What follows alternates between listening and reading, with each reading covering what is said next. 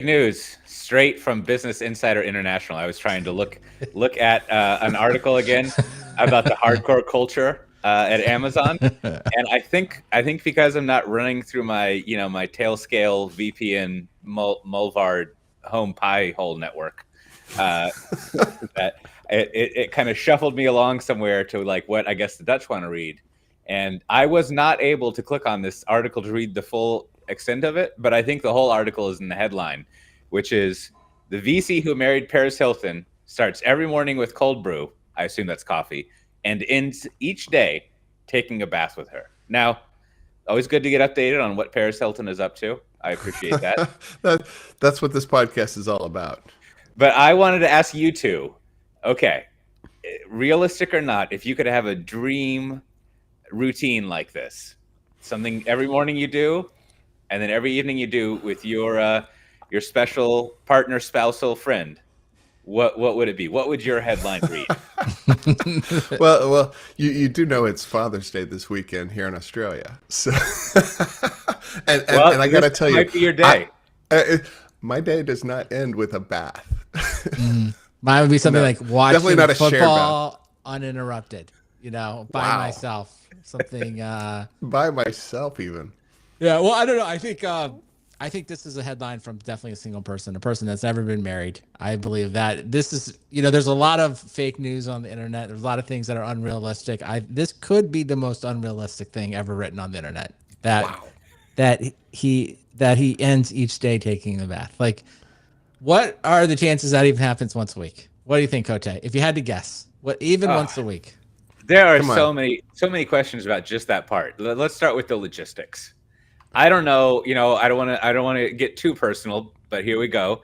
I've tried to take a bath with a person, and maybe I'm shopping in the wrong row at Home Depot, but these bathtubs don't get big enough, right? You're gonna need, now I guess maybe if you got that Paris Hilton money and that venture capital money, you're helping raise a Series F for some fancy AI company. Like, maybe you can buy a double bathtub that you can put those rose petals in. Maybe a little some floating bath salts. I guess bath salts sink. Maybe you can fit two people in. But I think maybe directly more to your point. Let's say you've solved the bathtub problem. Maybe you got a horse trough. I don't know. I think that if you're gonna have a bath after a busy day of VCing, maybe you want to have some of your own time. I think you might want to have the motto "Bath time is my time." To just kind of chill out and relax. But I don't know. Maybe it's the only time that they have together. What do you think, though? Do you think this article is all... Wait. He didn't read it. All we have is the headline. I know. In my defense, I tried to click on it to read it. Is this article placed... Because maybe we'll talk about some of this in a second. There's a lot of narrative building in the world, a lot of CEOs, a lot of hustle porn out there that plays into narrative. So I just wondered if you are the VC married to Paris Hilton, are you happy? Did your publicist kind of help you get this headline? Or is this just sort of clickbait on the Paris Hilton side? You're actually, no, I don't want, it should say something starts every morning at 4 a.m. with a cold plunge and a 50-minute workout. You don't want to be you don't want just a cold brew. That doesn't seem to be the narrative you want to build. So that's what I'm wondering. Is was there any professional help getting this placed, or is this just clickbait? Yeah, I don't know, but it's definitely, whether it was placed as clickbait or not, it became that. It definitely evolved into it, and it's hard to say. But let me get back to the question. I'm going to rephrase what you said, Brandon. Your headline would be the podcaster who married Paris Hilton starts every morning watching football and ends each day watching football. Well, it would probably be ends each day. Probably gets up, eats eggs by himself, and watches football. It'd be something kind of simple, right? Maybe you could say the podcaster, ostensibly who may be married to Paris Hilton, does all day alone by himself. No, not all day, but just I don't know. I feel like the mornings are busy. And then I feel like a lot of people like to wind down and in the evenings themselves. That's my take. That's okay. Okay, so let me have another go at it. The podcaster who married Paris Hilton has a busy starts each day with a lot of activity and ends each day doing fuck all. Yeah, I like The it. publicist might want to like shape that narrative a bit, but sure. Well, I'm thinking like Cote, you used to. I mean, I assume you still do. You used to like purposely, like you had like your whole extra hour, right? Like you would get up Mm, one extra hour before the family. I don't it's know. true. I always envisioned it as like Cote boot up time. It's like that's the That's Cote boot. exactly. So I don't know. Like you're probably doing something more noble, like reading some like philosopher or something. But Oh, you're sure. Reading my Marcus Aurelius. I You don't too know. will must die. That's right. You're doing Yeah. your daily stoic. You're getting all that stuff in, right? I mean, so. Uh, no, it's true. I think I've realized it's not only an hour; it's like 90 minutes because I wake up at 6. Let me see if I did this math correctly, and then everyone's got to get going till for 7:30. But I think that's my cold brew time. Well, I did run across this, as we're out here in an area that we know really nothing about relationships, but like I did read something that said like that it was essentially 50-50 between married couples that go to bed every night together versus people that go to bed at different times. And whichever group you're in, you think the other group is crazy. So like if you kind of do your own thing and you like have different sleeping patterns, you're like, that's crazy. Why would you? I can't believe you would let your spouse like go to bed by themselves, or vice versa, right? Like of course. I mean, of course you would. How could anyone not like? How could anyone sync schedules perfectly? So I don't know. So probably right now, it'd be interesting to know with the software defined audience. I guess it's probably 50-50. If the research is consistent, we have a random audience trial. People are 50-50. So join us in the Slack if you'd like to debate that. Tell me if I'm right or wrong. Yeah. A lot of hard hitting news in our Slack lately. That's right. That'd be a whole new subject, a whole new channel. So that's what I've heard. It's like Robert De Niro says in Heat: the cheese stands alone, but is not lonely. I think that's what 50% of people are up to. Well, now speaking of cheese standing alone, I the article I was intending to read kind of capped off a lot of commentary about workspace changes, things moving around. It sounds like Amazon is going back to hardcore mode. I think that was a Elon Musk situation, if I remember. Twitter was running in hardcore mode, but it said I noticed, since we try not to talk about RTO stuff as much as we used to at some point, but I noticed it said the corporate employees have to RTO. I assume that means not warehouse people or drivers. Hopefully the drivers don't have to return to the office 5 days a week. Yeah, and I'm pretty sure the warehouse people never left the warehouse. Yeah, that maybe they're still there. Although that would be great if some Amazon driver just in his driveway, just the entire time with the truck running. Like, yeah, just here, guys. I'm just Clock here. in, man. Stop by if you want your packages. You know where to find me. That would be awesome. Yep. I love it. I'm RTO hardcore to my mobile office, but I still am. There was a small thing about the result in the article. I remember reading it before refreshing my head that the share price was up, so things were doing fine. But also you got all sorts of crazy stuff going on in AI land, like people are hiring here and there. There's few speaking of clickbaity articles that people don't want to go work at Meta or something. You got OpenAI bought another company that now reports to the Pinterest person who is doing product management. And I don't know. Is this? Let's generalize here. Are all these kind of reorging and cultural things? Are they going to work? Can you change on the one end? OpenAI is a relatively small company, and then I think Amazon maybe has a population of Uganda or something. Uruguay. It seems like it's a gigantic company. Maybe only Walmart is bigger. Like, are these changes, do you think, going to roll out based on our past experience of reorgs and returning to the culture? Brandon, I bet you have. I think, well, all these things I kind of like I'm always kind of interested in what other companies are doing and things like that. But I kind of come down to this. It's like reorgs and culture and things like that. Or maybe like, I think at best they're like maybe 10% of the success of any company could be attributed to that. But it really comes down to, do you build, are you in a growing market, right? And have you built the products that are succeeding in that market? Like, that's really probably 85-90% of a company's success. And then, of course, those things are very hard to do. Of course, we would all do them if we could. And then all this other stuff, I think a lot of it is I don't know. I think it doesn't really have that big an impact, right? And like I think you could take OpenAI as a good example, right? It's sort of like they're in this AI market, and it's sort of like if it continues to grow and a successful business, a profitable business is inside of it, it will probably be very successful. But I don't think the reorganization or the culture building they're doing will affect the overall success of it much. What do you think, Matt? I think my dog's going nuts outside. I can't hear anything right now. Yeah, well, Matt. Okay, so what do you think, Cote? While Matt's dealing with his precious canine, what's your take? You've been part of a lot of reorgs in a lot of companies, Cote. I have. I'm trying to flip through my card catalog of memories to mix metaphors, and it seems like I'm going back to this new phrase I'm enamored of from systems theory, which is I think it's, if I got it right, the purpose of a system is what it does. And it seems like you build up these big systems, these big cultures, and they're what they do is like what they do. Like, you could state otherwise, that we want to be working this way, or we want to focus back on customers, which, by the way, I don't know if that's in the phrase, but that comes up every now and then, which I always think is kind of a self-condemning phrase. Like, well, I hope you've been doing that all along. That would be cool. But maybe, I never liked that Simon Sinek Ask Five Whys, whatever TEDx Portland talk he did that he became famous for.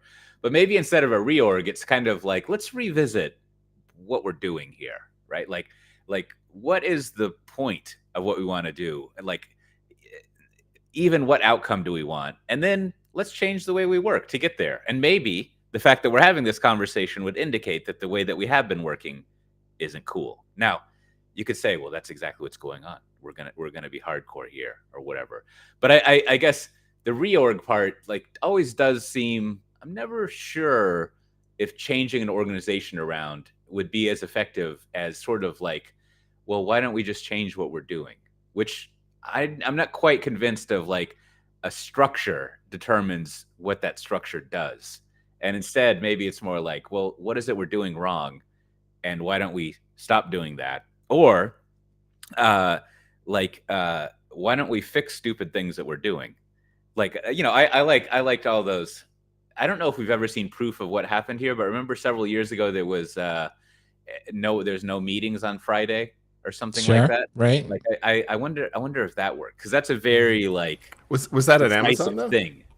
I think it's been a couple of places. I know. Yeah, a couple places have said it, but yeah, Meta if Amazon does no, it, people might copy. Right, no one. But I think a lot of this just comes back to, like, the simple things. It's like, I mean, if you're leading a company, I just think there's this illusion. If you're like the CEO, you kind of have to, like, maintain authority and control, right? And you really, I don't know, you can't openly say, well, listen, our success really is going to be dependent on if this market continues to grow and if we can build the products that people want, right? Like, especially the market side, because that's like, once you're into a market, we talked about this, I think, a few episodes ago. It's like when people, like, want to revisit the TAM. We had the whole conversation. It's like, once you're into that market, like, the success you're going to have is so controlled by the market, right? I mean, if it grows, you're going to probably be successful, and if it grows, you'll probably have a good culture, because if it's growing, it means the company's doing well. It's probably paying bonuses. It probably means people have upward mobility, like, because there's going to be a new opportunity.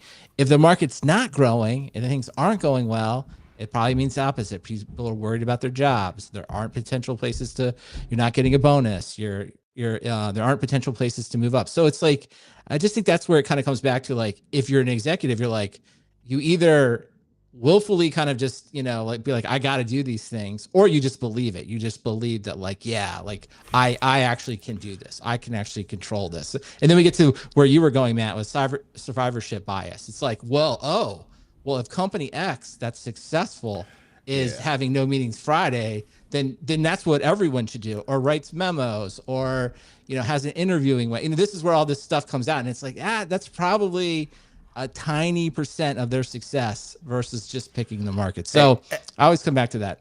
Every company that's making a lot of money has great culture. That's just the way it's written. Right. Well, I would even go further. You can't have a good culture unless the company is growing.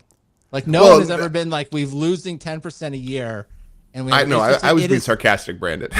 like, no, I was know. being sarcastic. No, but I'm with you. I get what you're saying. Like, you know, it can still be a bad culture, but like I would say the opposite. Like, you can't really like you can't have a company that if it's not growing, I don't think it can have a strong culture. It just is not. I mean, or a culture that people are going to say is good. It's just not possible, right? Like, how could you do it if you're shrinking and people are not doing well? I think it's impossible.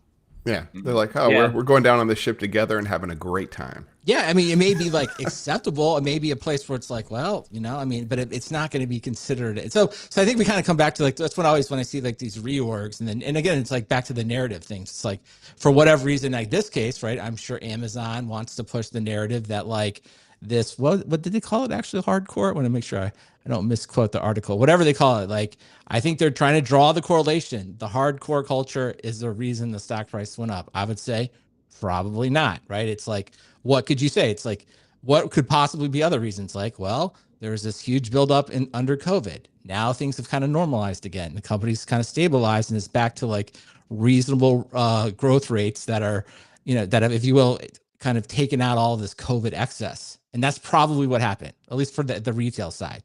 But that's not very exciting, right? That's not very exciting to say as a CEO. It's like, well, it just worked out because we had to work through all this other stuff. It's much better to be like, everyone's back in the office. We're doing this hardcore thing and it's really working, right? That makes it feel like you've done it. I don't know. That's my take. There's also an interesting implication that like it would be nice to hear from the executives more on is like my workers are fucking lazy, like in the sense of like, well, are they?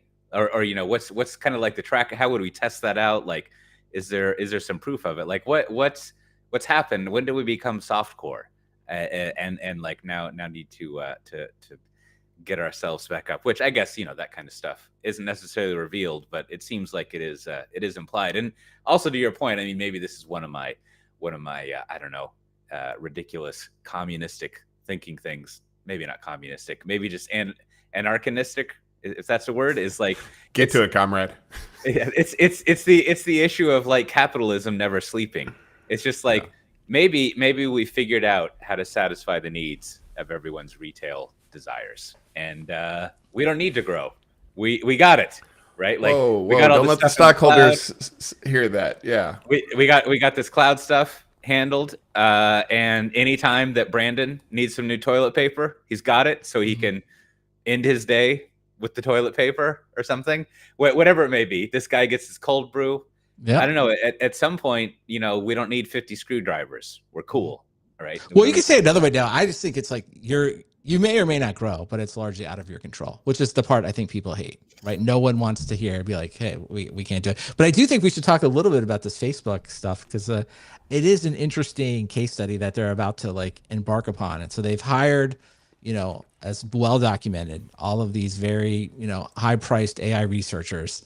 And of course, like almost predictably, right? They're now all being put in one organization, and there's a lot of infighting, which is like, how could there not be, right? You have very high paid employees with probably like who are both very smart and probably have large egos. And this is what I do wonder. I am actually fascinated to be like, of all the ones I wish I could see is like, what are they actually trying to do? You know, so it's like, you know, you have all these super smart people and you're putting them in an organization, but it's not even obvious to me, like, what are they actually working on? Like, do they each do like research projects on future AI initiatives? As far as I know, I guess there is a Facebook LLM, but I don't think anyone uses it. Are they like working on that product? I mean, back to your thing, Cote, it's like, I just can't imagine assembling a team where you're potentially paying them like collectively like billions of dollars. And the first meeting's like, what do you think we should be doing? Right? Like, because it's not obvious to me. I mean, it's probably not meant to be obvious on the outside, but I just think it's funny that, like, you know, their Manhattan project is like, let's get a bunch of scientists to wander around Manhattan. It's like they show up and they're like, you're paying me $1 million a year for what exactly? And they're like, you're part of the team. And they're like, well, yeah, but what's the team doing? It's like AI. It's like, well, what kind of AI? It's like, you guys will figure it out. You know, like, well, why would you leave? I'm glad you brought this up because, you know, at the end of the day, when I'm sitting in the bathtub with Paris Hilton and we're not talking, every now and then this idea flits in my head. And it's like, I don't understand what Facebook is doing in the AI space. because they don't have a product. I guess you can buy those Ray-Ban glasses. Yeah. So there's that. I'm not sure what the current revenue nor TAM is. I was in the Ray-Ban store recently, and they said maybe around Christmas we'd have those glasses here in the Netherlands. Okay. For compliance reasons. So whatever. Well, like, what do we think? Like, okay, if maybe the best question is like, is it for advertising? Is that well? This is the whole point. Like, I mean, because like if we look at some of the OpenAI reorganizations, like maybe it's good, maybe it's bad, but it's clear, right? I don't know how to say that. Is it Stats IG or Stats Sig? You know, they acquired this company that basically does A/B testing. They put it under the person, the former CEO of Instacart, to do the ads. So it's very clear to me, right? They're going to build a consumer business. They're going to build some type of ad-based unit. They're going to optimize for it. So they're like going down the Google/Facebook kind of thing. So it's like, I understand what that team is doing. We could probably debate whether or not it's organized better, but like when you look at it, you're like, I get it. I know what that team and what they're going to try to do. We'll see if it works. Whereas with Facebook, you're like, I think they already had groups doing lots of AI optimization around the Facebook ad placement, right? So maybe this group can make that better, but it doesn't seem like you would spend billions for that, right? Seems like you'd like, and then you could just say, well, of course, Brandon, they're going after AGI. But that's very nebulous. No one can seem to agree even like what that means. So you could just have like a research group and just say, everyone bring me your next research subject that you want to do, and we'll prioritize accordingly. So it's like, you know, the next research paper that could come out that could change everything. So you could just, but that seems like that would be super I mean, I guess Google kind of did that, but that feels like very nebulous. So I don't know. So that's why I kind of left with like, I could see why this would not go well and people would start leaving. They would be mad, right? Especially if their research or the thing they want to do gets passed over. Like you'd be like, no, the reason I came here was to do this. And if I'm not working on this, I'll just leave. Yeah. I mean, maybe just to speculate a little bit more, maybe when they're having their cold brews in the morning, maybe the thinking is like this whole generative AI stuff is creating a parallel internet or what did you say? Like a parallel internet that is going to eclipse the way the current internet is used. So as Facebook, which has whatever low double digit of the internet, like as far as revenue and attention and stuff, I have no idea, but it must be something. They're like, we got to make sure we don't get disrupted and that we are helping shape the future of the internet based on generative AI. But then that gets to the point of like, well, so I guess you got to figure out what that is. That's what's from your original meeting. Like, what are some ideas? And I mean, who knows? I don't know. Maybe there's artificial friends that you talk with in Facebook and you see their kids going to school this time of year. Well, then you have that too. Then just the motivation. It's like, I mean, I don't know, given so much money, like, I mean, these people have to be at some point just have the normal human instinct of like, well, I'm generationally wealthy now. Like, you know, it's like, yeah, but you have to stay longer than a month for that, right? Right, but because a bunch of them are just noped out. That's what's weird. I agree, but like a year. I mean, I'm just saying, like a year from now, it's not going to be shocking. I mean, I guess they've already announced some departures, but it just feels like, I don't know. Like if you work there a year, you're like, it's nothing's really happening. Maybe I'll just, I don't know. I guess it's just like without something to like, and maybe they have this. I don't know. I mean, I guess they figured this all out before they hired people. Although when you read the stuff, it doesn't seem like it, right? They have a pretty young person, which is fine. I mean, you know, doesn't because you're young doesn't mean you can do it. But like they kind of say in the article, I think he's 29 years old. Now he's running this whole thing. And it's like, we all know, like, operating in a large organization is a skill unto itself, right? So it wouldn't be surprising if that person doesn't, necessarily figure out how to organize these people and keep them all happy. So I mean, I was trying to think, has anything been, the only thing I come up with is like stuff that's sort of not even that, I feel like it's totally different, like Manhattan Project or something like that, where you just take a ton of smart people, but there they had obviously a very defined goal. Whereas like, I don't even know if anyone's done anything like this, where you assemble so much talent with so much money and you put them in a room and there's just a vague goal ahead. And like, has that ever worked? Has something ever like, that situation? Until you got to the vague goal, I was thinking like the only place I know this happens is in sports, but they literally have a goal. Like they see like every week, if you're winning, I mean, right? Do they have somebody who's lined up as like, this is the Oppenheimer for Meta's AI plan? And it's like, maybe they don't, or maybe they're fighting over who gets to be that guy, right? They're like, you know what? The sequel to The Social Network is going to be about this, and I want somebody starring me. in this role, and maybe that's why they're fighting. Maybe that's why they're leaving, or maybe they just have no idea what they're doing. Yeah, well, I could see that if in all those WhatsApp groups that all these CEOs are in, they're talking with each other. Maybe they all have the dream of like we're gonna have a little agent, and you spend your whole life talking to this little agent, and that's how you're gonna experience the internet. And they're all just racing towards that, and they want to make that happen, or some notion. But it is, I don't know. It just seems like the as I don't really use Facebook.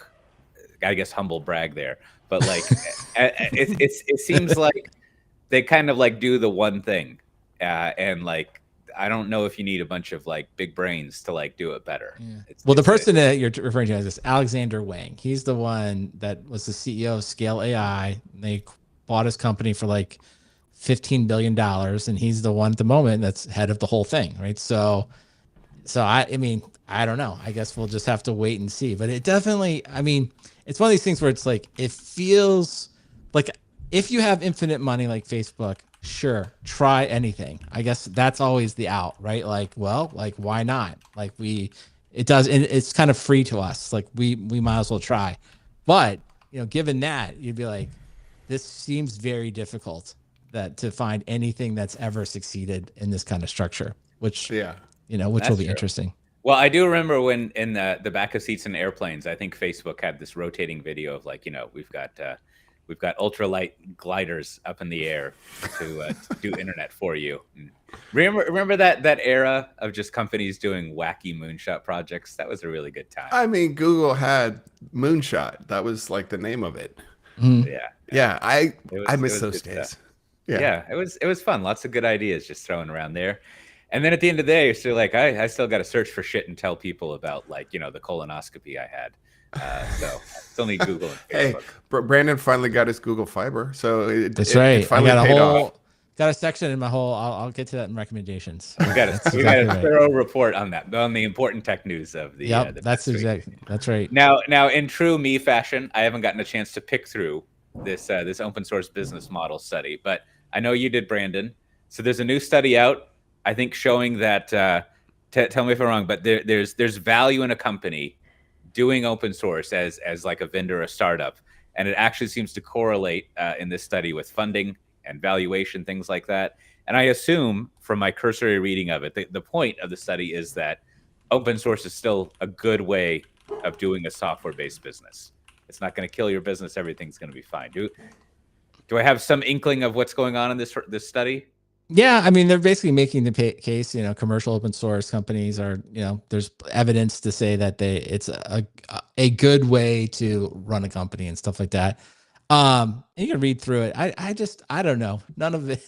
I have to say, I kind of felt unimpressed with a lot of this stuff. I just think it's like, yeah, I mean, because they could even kind of say that they don't necessarily have all the data sets. And of course, there's a little bit of survivorship bias in this, right? They're only really studying companies that made it out. So, but I think for those that, if you are inclined, maybe back to like open source clickbait here, if you are inclined to want to believe this, this does have a lot of, small data points in there that can, if you will, make the case about why commercial open source is successful. I would just say, like, I think I've said a million times in the podcast, like, I just think it's kind of become irrelevant to your actual success of your company. It's like, yes, you can make it open source. Yes, that will help you probably gather adoption, but whether or not you are a successful company will depend on, like, have you built a product that people would pay for in some way in that market, whether it's open source or not open source. That's what's going to define that. And whether it's open source or not, probably to me has like very little to do with the actual success. I mean, I was all enthusiastic about this write-up until I went to the source material.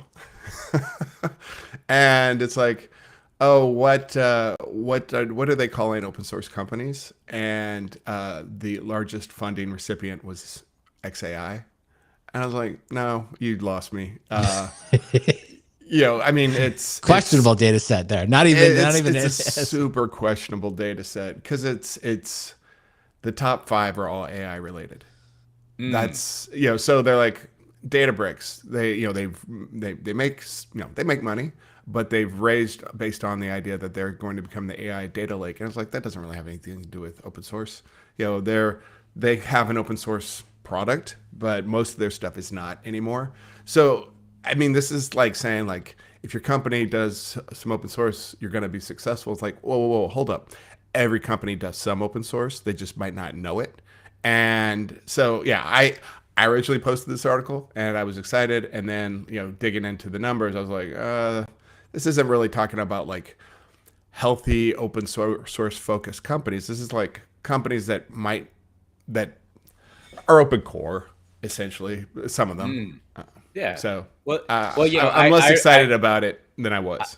I remember we used to cover this issue 3 or 4 times an episode. Open source. I know. I was trying. I'm the Fox Mulder. I want to believe, right? I keep bringing it back, and I do believe, but also like there's plenty of evidence the other direction. I think you summarized it well. It's just the open core business model works great. You can make that work, and then I mean there are definitely Your only pitfall is like if Amazon decides they don't want to pay you and they're just going to take your open source stuff and run it, and then you're dead.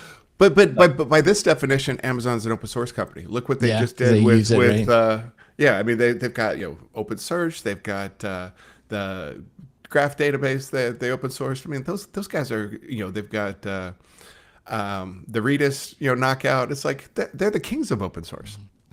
I always think it comes back to like just a more like fundamental thing. It's like I think especially technology, people that work in technology and build infrastructure stuff, like they like open source. They like working in open source. And it's like, that is fine. And I think it's just like conflating the two, right? It's just like to me, you can say, I'm a SaaS company. I'm an AI company. I'm an open source company. It's like any of those things are fine, right? But none of those things are going to have a large effect on if you're successful or not. Like it's kind of back to what I've been saying. It's like, are you in a market that's growing and do you have a product that people want to pay for? And it's just, it sounds so simple, right? Like, of course, Brandon, like you're saying the simple things, but like, that's like what you should be talking about. So like, if you're giving a pitch, like, don't start with like, we're open source and whatever. It's like, who cares? It's just like saying we're SaaS. It's like to get anyone's attention, you have to be like, we solve this problem for you. Or like, and hopefully it's sort of like, I know you're experiencing this pain. I can solve this problem for you right now if you do this. And it's like, and it's fine to be like, I like to work in open source and I feel like that's a fun way to build products. And that's that keeps my team motivated. That's all fine. I think that's all good and do it. Right. But just don't confuse that with actually being a business strategy. Just like don't confuse delivering something as SaaS is going to magically make, your company successful. And you can pick on many other attributes like that as well. Well, that's some good bathtub talk. Keep it to yourself. But you can kind of see, that's why I think like this came from IT Pro Today. It's like, but like people want to read about this, right? This is just like, it's the opposite. It's like kind of I don't know, there's like hustle porn. I don't know, maybe we just need like open source like gossip. It's like people love to read this stuff. It's like, oh, it's working. Of course, there's a whole group of tech people that want to be like, oh, this is great. See, we're doing it. We're doing a great job. And it's like, I think maybe there, I'm always a fan of like little heuristics or models to run things through, not AI models, but those are fun too. And I think you've kind of come up with a new one, not a new one, but a good one here for open source is like, if you think your business isn't doing well, check everything else before you think about open source. Like make sure your execution is good, that you have a product people want, that you're talking to them about what the product is, all the good product and product management stuff. And then if you're doing all of that, great. And then you do you're looking around and you're like, oh, there's some open source in here and Amazon is running that service without paying us. Then maybe you have a problem. Right. But right. Otherwise. Well, I feel like we can add that to the software defined talks consulting. It's like you're having problems with your business. I mean, we could really just make it 2 slides. So first, let's figure out, is your market growing? If no, it's like we found the problem. Okay. Now you may want to hear that, but that's probably your problem. Well, and then the second one is like, okay, the market's really growing fast. Okay, now let's just like look around and be like, does someone have a better product than we have? Like you just said, it's like, turns out this other company is doing it and they're giving it away for free and it's really good. It's like, that's probably the problem. Right. So after we run through those slides, we probably can help you know what the issues are and we can leave you with that. And then you can spend the next 6 months firing your marketing leaders, reorganizing your company, coming up with like new methodologies, implementing 6-page memos. And then when you're done with all that, you can come back to the slides that we left and be probably look here. Probably need to check on the market growth or the actual product that you built. So, I mean, That's I think true. again, That's true. we're always available. We can do it at a very, very competitive rate. You know, yeah, that I think no one else. You know, don't call McKinsey. Call us first. Whether it's closed source or open source, if it's no good, people aren't going to buy your cold brew. Like you gotta start Well with. said. That's right. No one cares about open source cold brew. Doesn't matter. It's just if the cold brew is good. And had in the morning with your loved one. Now, other. The context, the framing, the positioning, as we would say in marketing. I think now also it seems like, I guess there's appeals, but it seems like the whole Google situation, at least one of them in the U.S. jurisdiction, has been resolved. They're not going to have to sell off Chrome, whatever that meant. I think widely considered not even a dumb or an absurd idea, but widely just considered a not idea. I think by the tech community. Let's non-starter, as they say. Non-starter, yeah. Let's carve off this business that has no revenue, no direct revenue, and see if someone else wants it, and see how it works out. Ironically, there's one browser that has no direct revenue that is supported by just Google giving them a bunch of money. I think if I remember how Firefox works, or Mozilla. Yep. Anyways, now I haven't read the entire deposition, but it's not a deposition, is it? Ruling, the opinion. The ruling. There you go. I don't even know what it's called.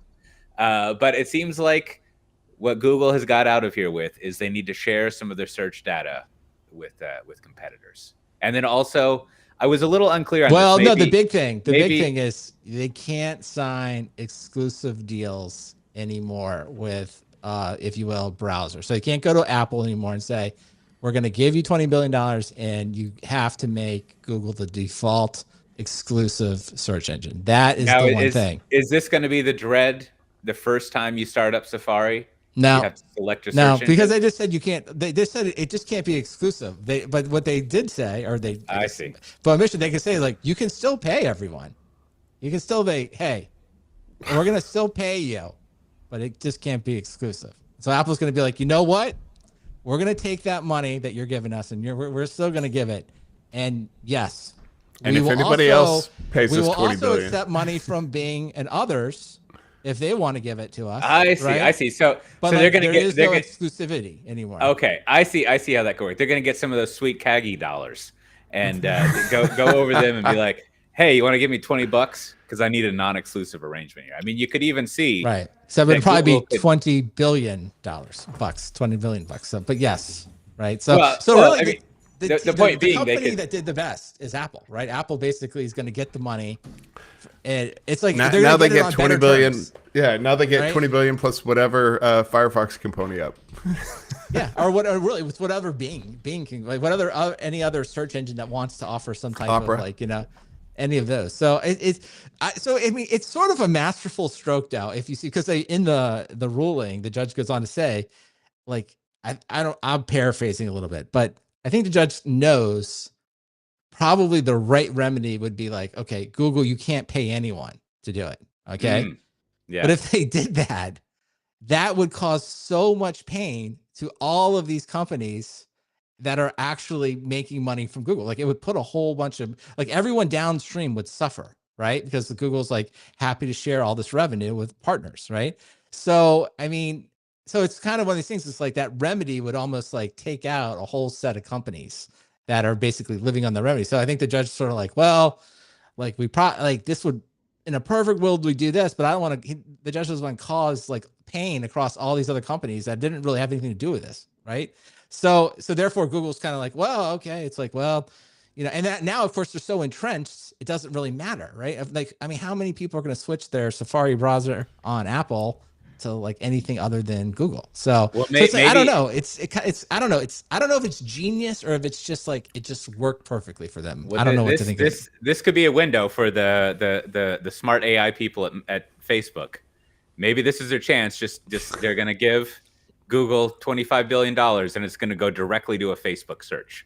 Okay, that would be that. Now that would be different. That would because that comes up in the ruling as well. Is that I think the judge now says it's like, hey, 4 or 5 years ago, There was in effect no competition for search, but now you have well-funded AI companies that are competing in the area of search. So in the end, it's just I going to think go we're to Claude learning. or Chat GPT Yeah, and so say I think like, we're just oh, learning I the see you're same looking thing. for the color blue. Yeah, I was gonna say, I just think in the end, I feel like we learned this all through the same Microsoft thing. It's like the only way to correct these problems are like customer behavior and the market, right? The market sort of starts to change and things like, it's not like Windows operating system ever changed. It was like things moved to mobile. And I think the same thing here is like probably moving to AI in some way, some AI search is probably the only answer to kind of like, changing this monopoly. So it'll be fun to watch. So. Well, so now Matt Ray, you're sort of Cory Doctorow, adjacent. Uh-huh. If you could choose a default browser for this $20 billion search engine for the $20 billion to go to, what are you setting up? Like what deal do you want? What am I using, or what do I think the Well, masses should be using? Let's say that your desires for what the default search engine are manifest themselves in a $20 billion payment from Google. Like, where is this going? What when you type into the what formerly was called the address bar of a web browser, Right. and you press enter, what happens next? I mean, I'm over here in DuckDuckGo land, so it's like being in Google search 5 years ago before it got AI and SEO infested. I mean, it's still you see the effects of having the internet overrun by SEO, which, like, I don't know if you've had to use tradies or people to do work on your house. If you Google, Cote, if you Google for Amsterdam roofing or whatever your neighborhood is, Roofies. yeah, you are going to get 100 responses, and the websites are going to be interchangeable, completely the same, templatized, and the URL is going to end in /Amsterdam or whatever your neighborhood is, Yes. /Harlem or whatever, and it's horrible. Like, I can't find real content anymore using search. Because I searched for Northern Beaches roofing, and there are, I'm not joking, 10 URLs that contain the words Northern Beaches roofing in them. Oof. And it's .co, .com, .in, .com.au, .org, and they end in /French's Forest, my subdivision. So it's literally just this stamped out, mass marketed, SEO optimized thing. And I have and when I finally contacted one of them, I did not get through to Northern Beaches Roofing. I got through to, Joe Bob's Roofing, who's subcontracted by this big faceless organization. And, he had nothing to do with any of this. So Sounds like another private equity success in the making. my point is, like, you can change the search engines, but I think the internet has been overrun by crap. Yeah. That is That's my unfiltered Cory Doctorow approach. Yeah, like, whether things are terrible. Whether the answers are great or accurate, it is really nice just to type into Chat GPT a question and just get it without. Well, but that's the thing. Everything is optimized now to respond to that with junk. Yeah, well, that said, I did a couple of deep research reports recently on a topic, and it just it finds these sites, these sources I've just never heard of, and it's often like in fact, what did I do one on recently? I think on platform engineering, what platform engineers would do for AI stuff, running AI services, and a lot of the sources was very well done marketing material from AI vendors. It was good stuff. It was very well written up. It was done, but definitely they're doing that I don't know, Chatty G SEO. Yeah. For things in there. It's just making it hard to use, which means when it comes to picking a search engine, I mean, there's lots of examples. I've used Google and searched for things, and the responses that it gives are just wrong. Like, I don't want AI responses. I want accurate answers. You'll search for, I don't remember the latest example, but I mean, you see examples. Roofing. Yeah, I mean, yeah, you search for roofing and it tells you about, something unrelated. that's wrong, and the company doesn't exist anymore or something. But But it's really websites, interesting, like hearing you talk about what your workflow there. Because like it's really like I've gotten to the point I don't even like search for that kind of stuff. I feel like it's really word of mouth. If anything, it's like if I oh, wanted a absolutely, roofer, it's absolutely. like I really look around the neighborhood, ask friends, and then That's what what I do end up using Google for is like after I've gotten maybe 3 or 4 recommendations, I'll Google just to find those specific websites. But yeah, the notion that you would go. I mean, it's just interesting as I well. reflect on your talking. It's like the idea that I would actually just go and search and like it doesn't even occur to me that I could search and get a good Yeah. result on its You own. you, Like no, you you have to won't. come with Yeah. like you either or what Kote's saying is like first you do your research in OpenAI and you kind of get some sense of like good vendors or something like that. Then you maybe would search in Google to find the URLs if they're not available. But yeah, no, you're right. The idea that you'd sit down and you would just search for roofer and you would expect to get like a Well, good I mean, result. No, that's crazy. No the way it way. started was I had I asked I asked around, and somebody said, oh, this guy at Northern Beaches Roofing, and I went to him, and his website was broken and it ended in .co, and like I was like, oh well, maybe he's got another page, and that's when I found that there were 20 identical looking websites that had all the same stock photos and the same templates for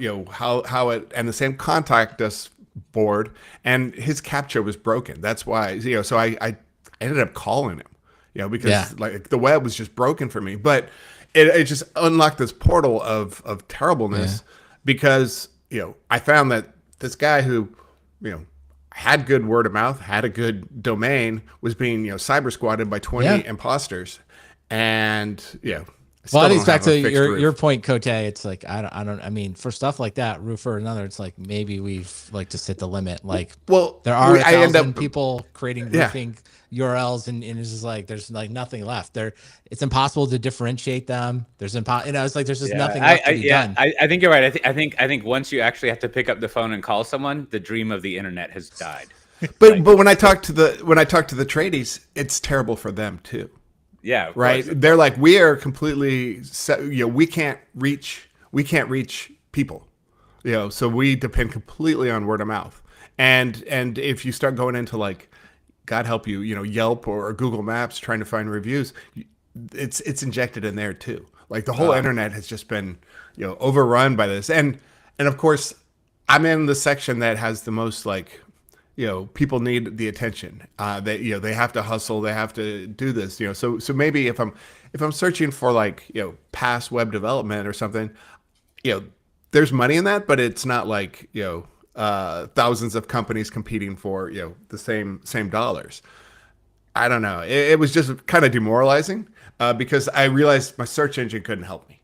Yeah, that's fair. Well. Like I said earlier, the purpose of a system is what it does, and what we like to do is go over bureaucracy. That's really the purpose of this podcast, is to cover administrative issues and kind of list out any sort of feedback that we've had. It all comes up to that. So, Brandon, do we have any bureaucracy this episode?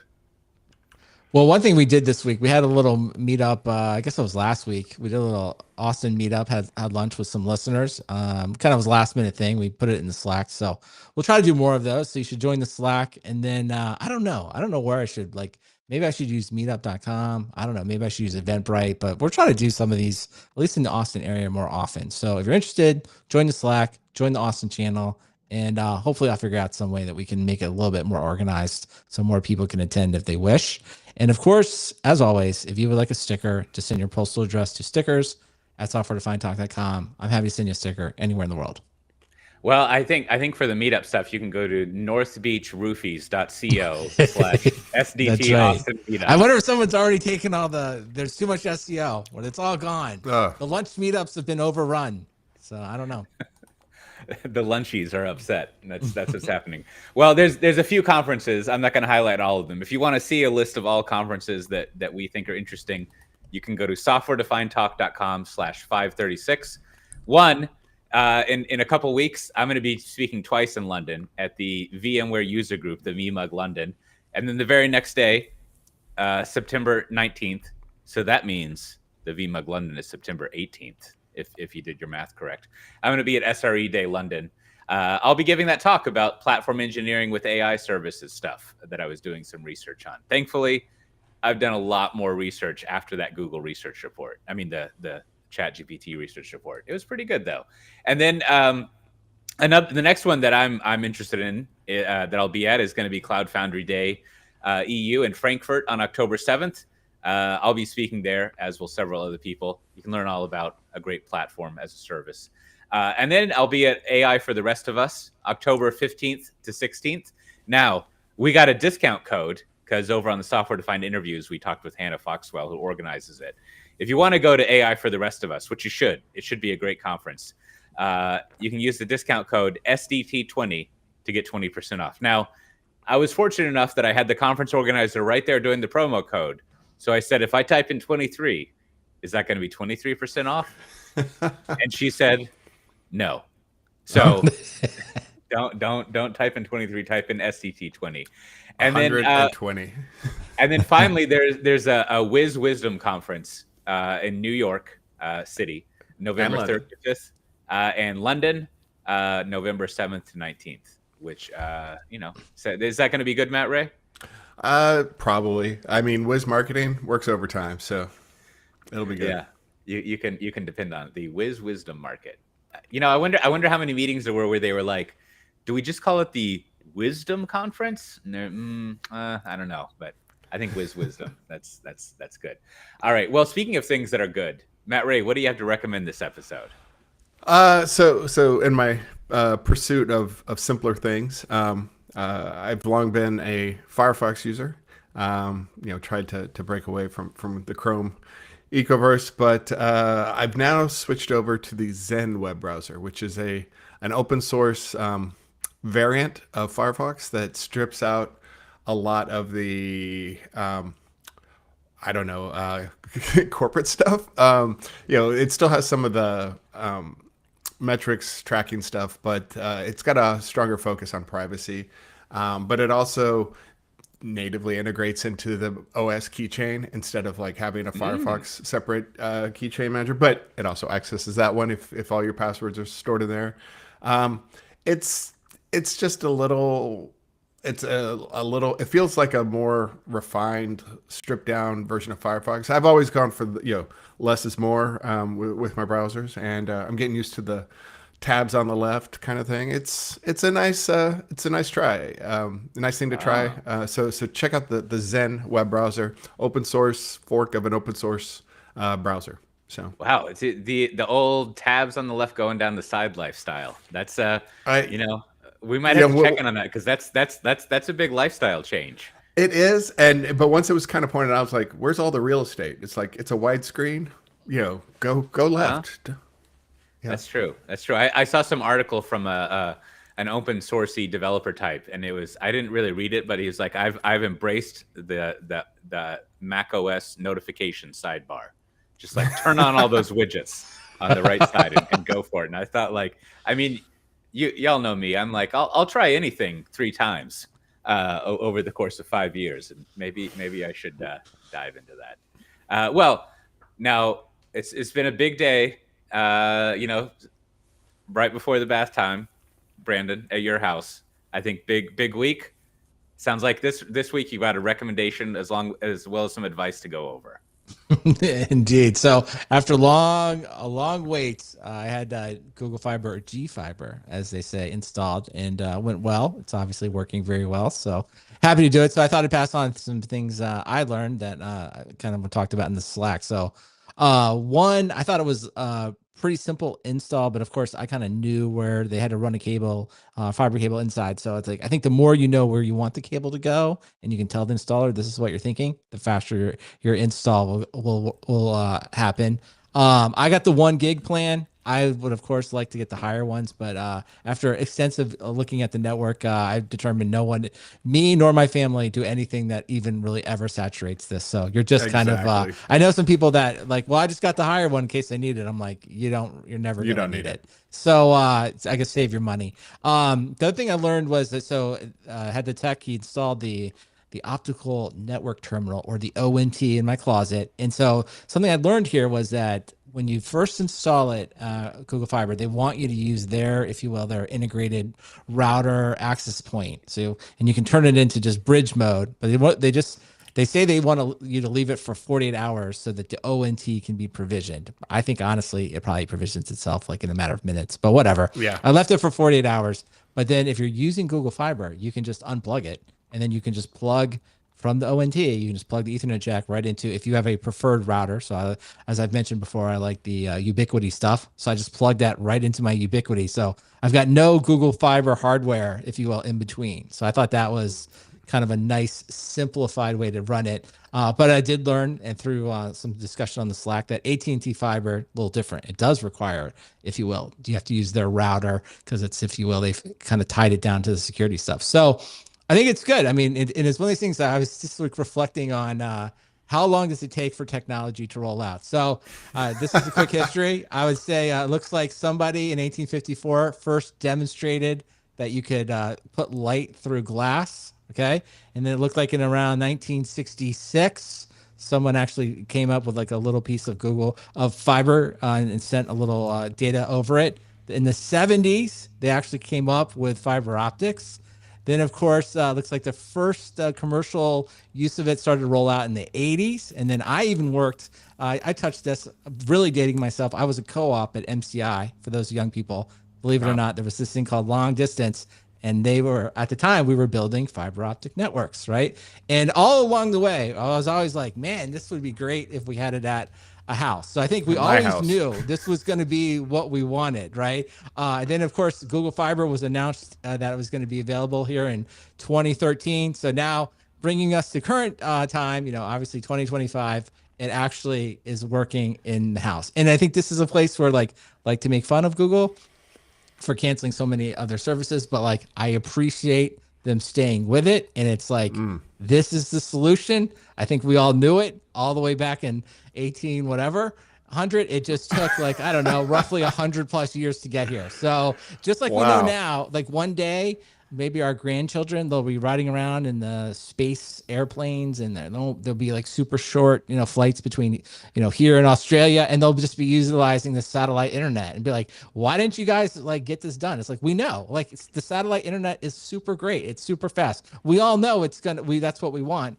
It will probably just take 100+ years to get there. So eventually it happens, I guess is the message. Eventually it happens, just maybe not in your lifetime. So I'm glad I'm glad the Google Fiber got to my house in my lifetime. And for those of you that are still stuck with Spectrum and coax, I feel for you. It is what it is. Well, that full history of fiber optic from 1835, it really puts the 13 years you waited to get Google Fiber in perspective. Absolutely. Absolutely. Well, I think the next one we're going to wait for, the same day transfer of funds between your bank accounts. That I don't know, maybe 50+ years out. I mean, again, for the rest of the world, I know you have it. Here in the United States, we don't have that, and it's not coming anytime soon. Yeah. Well, anything could happen at this point. Now that you finally have Google Fiber. Well, I was hanging out with the Apple's VP of cables recently. And I was saying, I bought some device and I got this really cool USB-C cable that's got this fabric on it and it's a nice color white. I don't even remember what device I was in. I love using it. And the VP of cable said, we sell those. You could just buy more. And sure enough, I went to go look on the Apple website, and you can buy a 1-meter Apple cable that's got this nice fabric weave on it, and a 2-meter one that's a little bit thicker, so you can use it for your computer. And here's what I've done. Here's my travel hack of the year, is I've designated those my travel cords. So now I don't have all these weird cords running around, and they're safely secure and hidden in my travel bag that no one has access to. So they will never end up underneath my son's bed when he's asking for where a charging cord is. They're always going to be safe, and I'm going to have my nice cords. So next time I have my my cigars and cocktails with the VP of cables, I'm gonna thank him. I forget if it's a him or her. I'm gonna thank them for their advice and kind of show them I've got these great cables, which I think you two, the listeners, should get. And then they're back here in the neighborhood from maybe a month-long vacation. I know Americans love to make fun of how often the Europeans take vacation, that they're out all summer. And Good. I finally suffered from that because my favorite Thai and sushi restaurant, they went on a European vacation. But as of yesterday, they're back. They've got some new good discount codes. We had some great, Thai and sushi from the Tinshi Sushi in Dalvendrecht. Highly recommended. Good stuff. They don't have Massaman curry, but I did send them a note and they said they're considering it. So we'll see if they have it. Now, speaking of things that may be coming, that definitely are coming, it's the end of the show. And you've listened to another episode of Software Defined Talk. This is episode 536. So if you want to see show notes of things we talked about, that is links, a whole bunch of things we didn't talk about, those recommendations. If you really want to narrow in on that 1 meter and 2 meter cable, check them out. You can go to softwaredefinedtalk.com/536 and get all of that, those discount codes for conferences. And with that, we'll see everyone next time. Bye-bye. Bye. All right, good job, Cote, as always. Quick after show question for you, Cote. This was one of the articles, not really tech related, but I thought you would have an opinion. It says here, the Dutch are quietly shifting towards a 4-day work week. Can you confirm or deny that this is actually happening in your, I was about to say your homeland, in your adopted homeland? Well, I thought they already had a 4-day work week. There you go. That's the American, that's the American stupid joke. Is it actually happening? So which day is it? Is it Friday you're taking off? Or is it Monday? I'm guessing it would be Friday. I haven't gotten the memo, or maybe I did and I just haven't translated it yet. But that wouldn't be surprising. I think people around here are enlightened. They got the what's the old phrase? They got the work to live thing going on. So I think like most of continental Europe, they embody the notion of like, well, we killed it for 2,000 years and now it's time for a day off. I think they want to hurry up and get around to living. So that'd be nice, especially since I work under Dutch law. We'll see how that pans out. Well, good. I don't know, Matt, you still working 5 days in Sydney, Australia, or have there been any changes down under? I think it's officially a 36-hour work week. Oh, there you go. Really? Okay. So, but it's just hours. It's not. There's no days associated with that, I guess. Yeah. I mean, I think that's the law. I don't think most people pay attention to that, but there are definitely a lot of people who come Friday afternoon. It's checking out time around 1 or 2.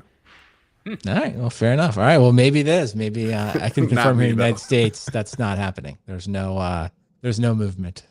So, all right. Well, thanks for everyone who hung in here on the stream and watched today. Always appreciate that. See a couple familiar names there. I could have Henning watching along. Of course, we always appreciate those who watch later on the YouTube, and we appreciate you. What do they say? Liking, subscribing, sharing our channels, or you can watch the Cote. You're posting all your other interviews as well on the YouTube channel, so maybe you should go watch that. Go watch some of the interviews. So all right. So you have plenty of homework to do, plenty of YouTubes to go watch, and with that, we'll talk to you next time.